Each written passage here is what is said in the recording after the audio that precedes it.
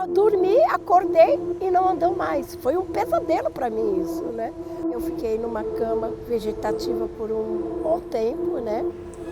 Não tinha esperança de vida.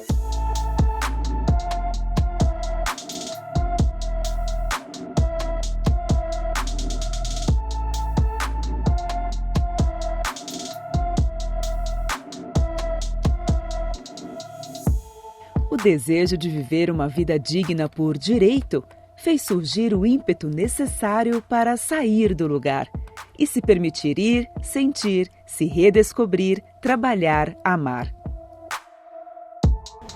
Hoje eu sei os direitos que eu tenho de viver, né? Hoje eu entendi que o andador e a cadeira me dá liberdade, me dá asas para voar. Antigamente eu não me permitia a viver isso, né? E eu fiquei uns 10 meses internada. E eles descobriram que eu tenho uma gastrite muito rara, tinha uma bactéria também, né? E aí não absorvia a vitamina. E foi aí que eles me deram o tratamento com a vitamina B12. Thelma buscou reabilitação.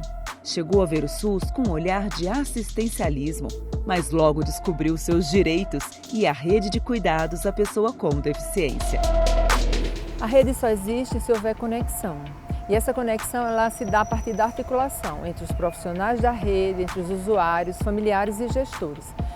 O processo de cuidado em rede ele precisa estar pautado na escuta, no diálogo. E esse diálogo tem que ter como ponto de partida as necessidades das pessoas com deficiência e o conhecimento e as estratégias que elas construíram ao longo da vida de lidar com essa deficiência.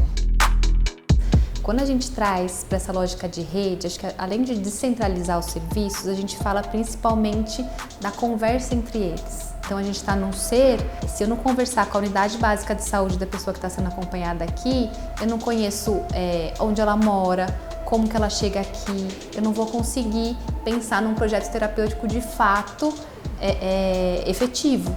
Eu vou pensar num protocolo de atendimento para uma doença, que é muito diferente de pensar um projeto singular para uma pessoa. O Galvão, né, onde eu faço a minha unidade UBS, eles me encaminharam para fazer fisioterapia. E lá no SER, quando eu cheguei lá, eles olharam todo a Thelma. Todos os meus traumas veio à tona quando eu fiquei cadeirante. Eu fui estrupada 2 vezes, eu sofri violência doméstica, né? Profissionais do SER perceberam isso. Mas eu era difícil de me abrir. Aí a gente teve que criar um elo de aliança, confiança. Quando eu tirei tudo isso para fora, eu pude me aceitar e também estar aberta para outras coisas que pudesse aparecer para mim. Thelma tem agora um novo projeto de vida. Faz militância pelos direitos das pessoas com deficiência e segue atenta contra o capacitismo. Achando que a gente é inferior, incapaz, sabe? Achando que a gente não pode fazer as coisas, porque a gente, tratando a gente como coitadinho. A gente não é de vidro. Quero convidar a vocês a fazer uma reflexão. Você algum dia tratou um paciente com capacitismo? Muitas vezes você até falta de respeito com a pessoa com deficiência sem saber. Então eu peço que vocês venham conosco a refletir, a pesquisar.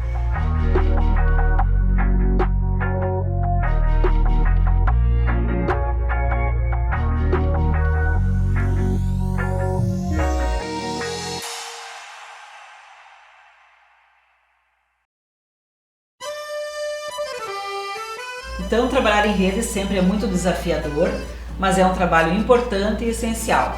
Parabéns a todos e muito obrigada.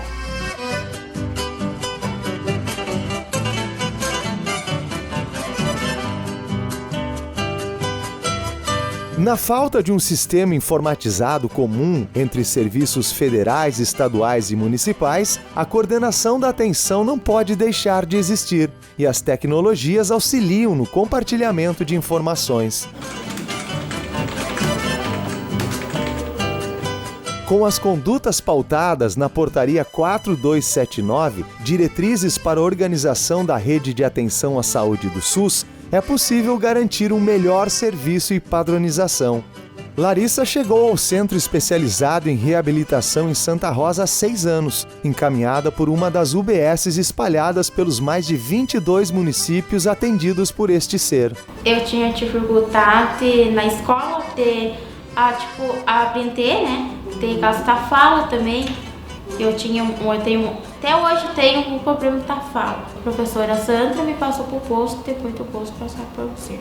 Uma rede conectada, cada serviço em local técnico apropriado e, ao mesmo tempo, uma corresponsabilidade de cuidado. Ela recebeu o atendimento especializado, mas ela continua pertencendo ao seu bairro, à sua comunidade e à sua unidade de saúde, que é o seu território, né? O seu contexto social, que é onde tem os seus vínculos mais próximos.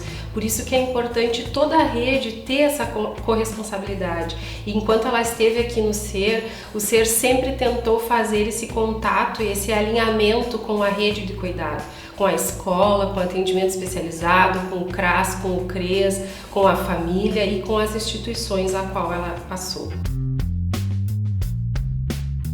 Mudou a minha vida bastante, sabe, que eu vim pro CAPES, eu gosto de meu esposo, eu faço minhas coisas, meu serviço, lavo a louça, às vezes eu faço almoço, às vezes ele faz, um dia eu, um dia ele. Eu era muito nervosa, ali ele sabe tudo, eu gritava e chorava bastante.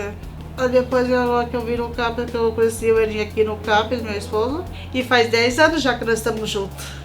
Eles têm um relacionamento muito bonito, com muito afeto, né? Eles vêm ambos para o atendimento no CAPS, permanecem em acompanhamento, né? Tanto familiar quanto deles, individual, cada um com seu projeto terapêutico. Interação com a rede também, né? Com a unidade de saúde, principalmente pela questão que a gente se preocupa dos métodos contraceptivos, né? O planejamento familiar deles e com os outros serviços aí da rede de atenção. Vidas transformadas, comunicação integrada, trabalho em equipe, gestão baseada em resultado. A construção da rede das pessoas com deficiência, ela só funciona e ela só dá certo a partir das pessoas. Isso é fundamental. De pessoas que podem estar na gestão, de pessoas que podem estar no controle social, de pessoas que são profissionais de saúde e de pessoas com deficiência. No conjunto, nós somos fortes a partir do nosso envolvimento, do nosso conhecimento, do nosso saber. E esse saber, ele tem que ser compartilhado, deve ser compartilhado para que essa rede aconteça e se transforme numa política pública consolidada.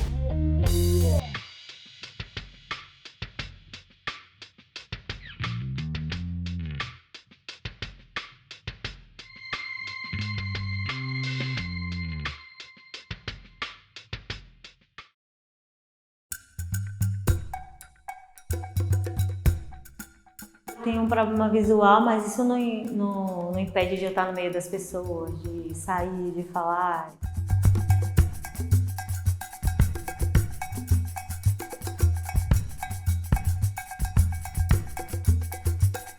Após descobrir já adulta que possui catarata congênita, de enfrentar dificuldades em manter-se empregada e ter o direito social do INSS recusado, o desejo de Tamires agora é ter mais autonomia. Eu estou gostando, estou aprendendo a cozinhar, a se virar assim. Se eu sair assim só, para pegar um transporte, essas habilidades. E guiando esse processo está o PTS, Projeto Terapêutico Singular. O PTS é o plano terapêutico, é um grupo de terapeutas, né, com especialidades diferenciadas que juntos nós tentamos ver a individualidade e dentro do diagnóstico dele o que a gente pode oferecer. É importante porque ele possibilita a participação, a reinserção social e o alcance de autonomia. Quem conduz esse PTS é meio que o usuário, porque ele que diz: eu não consigo fazer isso, mas eu quero continuar fazendo, ou então nunca fiz. E ele é bem amplo porque eu não só trabalho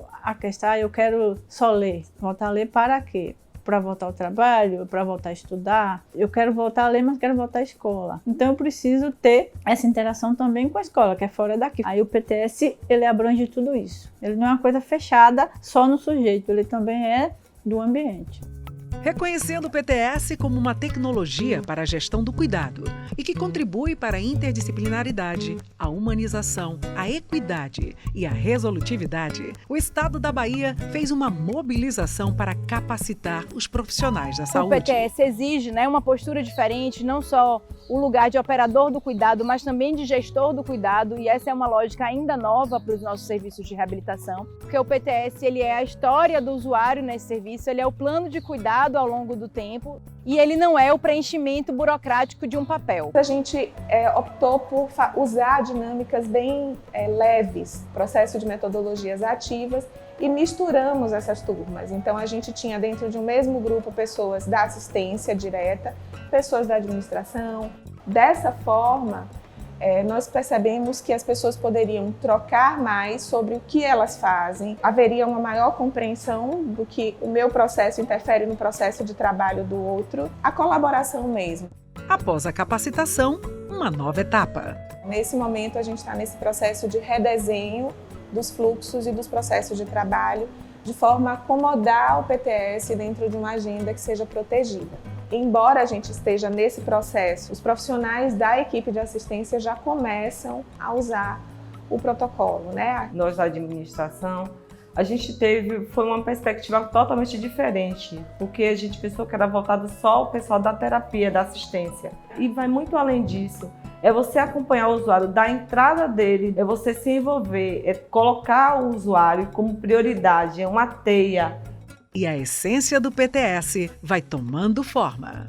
Eu tinha o sonho de ser secretária, de trabalhar em uma sala, de você ficar no computador só ligando e recebendo mensagem. Eu ainda não morri, né? Pode realizar.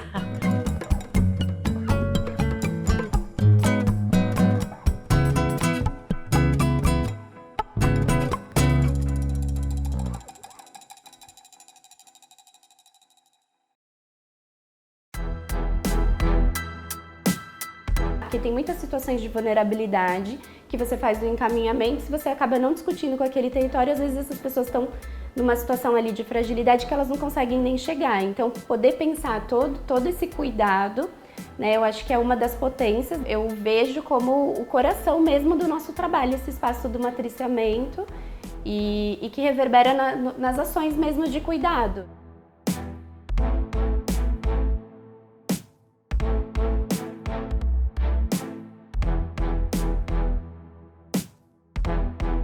Apoio matricial. Essa metodologia para a gestão do trabalho colaborativo constrói linhas de diálogos onde saberes são compartilhados, reconhecendo a potencialidade do trabalho interdisciplinar e da ação entre eles em uma relação corresponsável, profissionais e usuários. Porque o paciente ele sempre vai ser do território, porque o PTS ele não é do APD, ele não é do NASF, ele não é da UBS, né? Ele é de todo mundo que está proposto ali para olhar, para estar junto em algum processo, em algum momento. Eu tinha medo de andar de ônibus. Eu fui perdendo medo através do pessoal da APD. Fiquei 7 anos aqui no C. Foi evoluindo. Todas as oportunidades que apareciam, através deles eu agarrei. Hoje, trabalho. Estou 1 ano e 3 meses trabalhando na UBS Chácara Santo Antônio. Sou mensageiro. Eu levo prontuário, ficha. Foi através do pessoal da APD que eu consegui construir isso tudo hoje. Eu era paciente do pessoal da APD, hoje nós é parceiro de equipe. Também não tô conseguindo nem acreditar até hoje. Esse apoio matricial foi muito importante na diferença, no desenvolvimento do caso do Ian. Sem o matriciamento, não teria talvez o desfecho que ele tem hoje. O matriciamento ele é muito essencial para que a gente tenha essas relações com as outras equipes fortalecidas. Muitas vezes o projeto terapêutico do nosso usuário, ele depende de ações não só nossas, mas também dos outros serviços, seja no CAP, seja na reabilitação. Esse estreitamento dessas relações é muito importante. Era bem dificultoso em casa. Comunicação, higienização, sempre com auxílio. Eu fico maravilhada com a desenvoltura que o Éder tem agora do que era antes. E está sendo muito importante para ele. A constante discussão de casos é capaz não só de melhor atender a saúde de forma integrada e humana, mas também de proporcionar educação permanente aos profissionais. Pro profissional, acalenta o coração a gente trocar os saberes, não só enquanto cuidado que eu vou prestar com o outro, mas também o cuidado com o profissional. Então a gente divide muitas angústias, a gente se fortalece enquanto equipe, além da questão da especificidade de cada um complementar esse projeto terapêutico. Pro profissional, eu acho que é uma ferramenta que não só impulsiona o cuidado para a pessoa com deficiência, o cuidado para a família, mas o cuidado com o próprio profissional. Com o matriciamento, eu aprendi também a forma de comunicar com o paciente, né? Pelo fato de eu ver as visitas das meninas da APD, indo na casa, tendo a comunicação, tendo a liberdade com o paciente.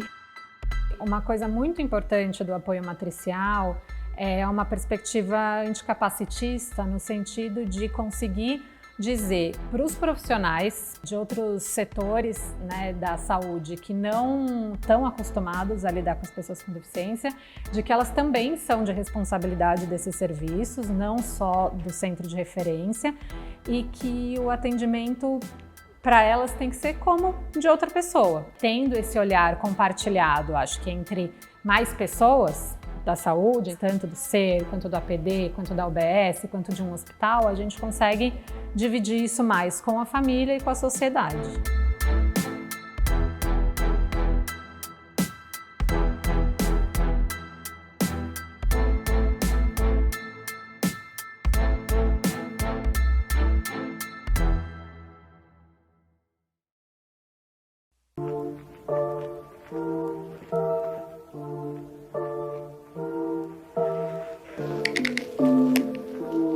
O trabalho é importante para o Adonias porque ele significa saúde, né, na minha vida, assim, saúde mental, saúde física, né, saúde familiar. Eu que fiz essa pochete.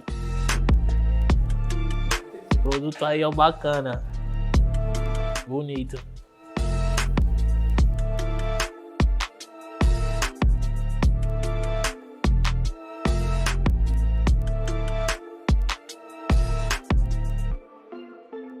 Promover atividades no território que favoreçam a inclusão e a autonomia é um dos fundamentos da rede de cuidados.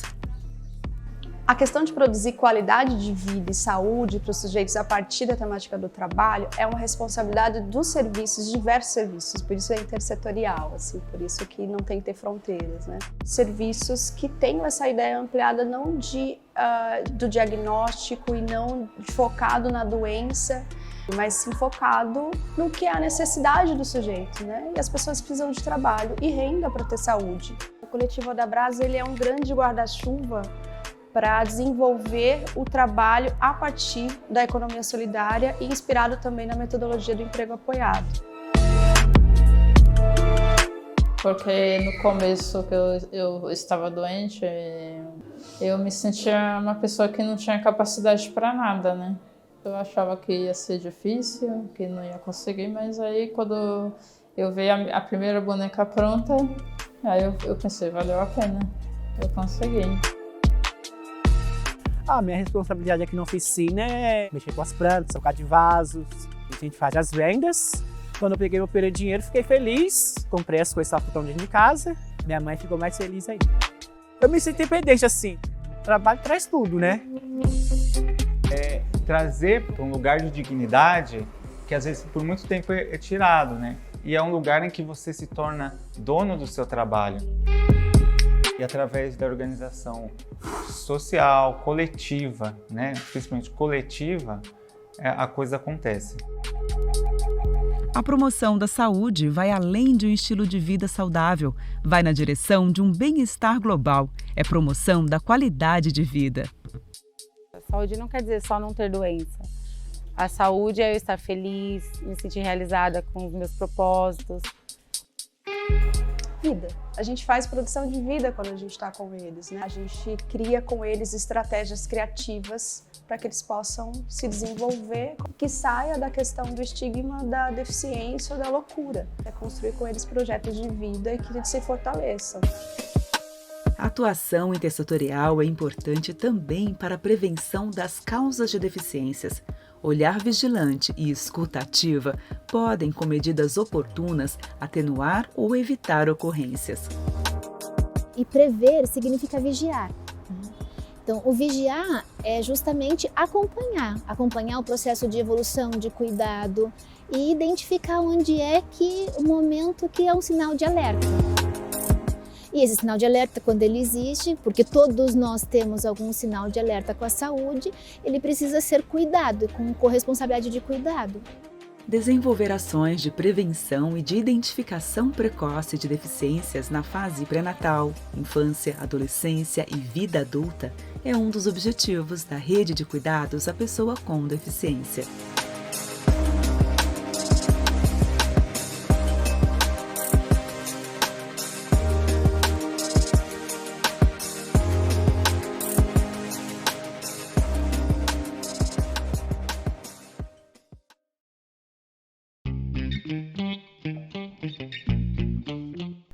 Dependendo do ambiente onde eu estou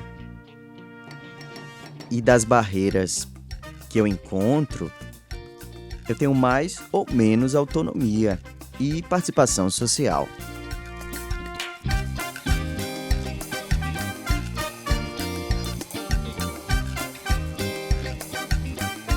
A Convenção da ONU e a Lei Brasileira de Inclusão apontam que a pessoa com deficiência deve ser avaliada não apenas na estrutura e funções do corpo, mas também no contexto em que vive, compreendendo assim uma avaliação biopsicossocial.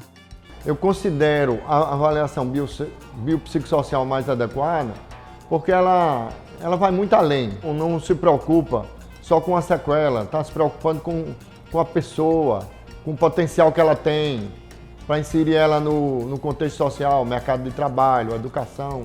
Cada indivíduo, ele não é somente a deficiência em si. Ele tem a limitação em função da sua deficiência, mas ele tem um potencial residual funcional. Ele precisa garantir que o diagnóstico diga que, para além da deficiência, ou seja, para além da limitação de produzir algum tipo de ação, é necessário que eu diga para esse indivíduo que ele tem potencial para realizar outras ações. E o diagnóstico biopsicossocial vai responder a essa demanda. Ou seja, esse indivíduo ele pode ser socialmente inserido, balizado por essa categoria de análise. Funcionalidade. A falta de uma avaliação com a perspectiva mais ampliada pode, inclusive, dificultar que as pessoas com deficiência acessem seus direitos sociais. As barreiras, elas existem, elas podem se apresentar de várias formas. Já passei algumas dificuldades na rede de atenção básica à saúde. Cada profissional vai ter uma compreensão diferente. A gente tem um quantitativo enorme de pessoas que precisam desses atendimentos de renovação de laudos ou de avaliação para construção de laudo, e acaba que dificulta um pouco. Eu precisava saber qual o tipo da minha deficiência. E assim, eu precisei para comprovar nas escolas, nas empresas onde eu trabalhei antes. Precisei para a faculdade, para a universidade. Se eu não tivesse o laudo, eu não ia conseguir nada disso. Eu não entraria na escola. Eu não teria o acesso do intérprete. Por isso a importância de ter um laudo. As ferramentas de funcionalidade têm o propósito de avançar na promoção e defesa dos direitos e nas políticas públicas para as pessoas com deficiência. Por isso, é de extrema importância que os profissionais da rede aprendam sobre elas. E a gente tem um déficit de profissionais entendendo o que é funcionalidade, ou seja, trabalhando ainda na perspectiva da avaliação médico-centrada. A partir do momento que eu conseguir perceber e começar a me colocar dentro da discussão de funcionalidade, aí sim é que eu vou ter manejo para poder mexer com o instrumental que diz referência a isso. Enquanto eu não conseguir nem pautar essa discussão teoricamente, eu dificilmente vou conseguir entender como é que eu vou aplicar uma ferramenta de funcionalidade. Precisa haver uma formação e a partir daí sim eles vão estar capacitados a olhar o indivíduo de uma maneira diferente e utilizar o instrumental para esse fim de diagnóstico, reabilitação e inserção social. São muitas as ferramentas de avaliação. O IFBRM, Índice de Funcionalidade Brasileiro Modificado, é uma delas. Esse instrumento global do governo que vai promover esse diagnóstico funcional, que vai ser distribuído pelos centros que trabalham com pessoa com deficiência para complementar, para suplementar o diagnóstico da pessoa com deficiência. Esse instrumental já foi construído, a parte da acurácia da pesquisa dele já foi implementada, mas infelizmente ele ainda não está sendo colocado em prática. A integralidade e a promoção da qualidade de vida estão entre os propósitos da Rede de Cuidados à Pessoa com Deficiência. E o convite é para que todos os profissionais dos diferentes serviços da rede se juntem para melhorar e fortalecer essa política pública. A rede de cuidados à pessoa com deficiência é feita por mim, por mim, por mim, por mim, por você e por todos nós.